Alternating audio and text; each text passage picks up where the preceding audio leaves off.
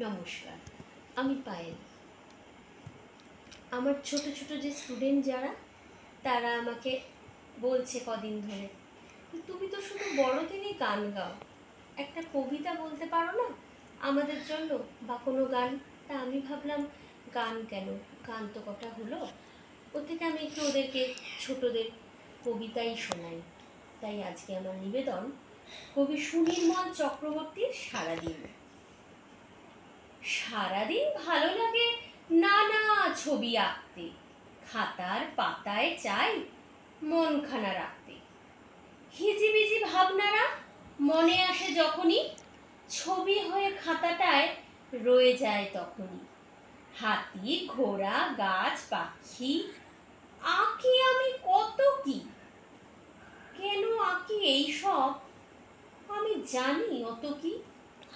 এত সব আঁকি তবু মন ভরে যায় না। আসলে এই খাতা ছেড়ে মন যেতে চায় না। নমস্কার।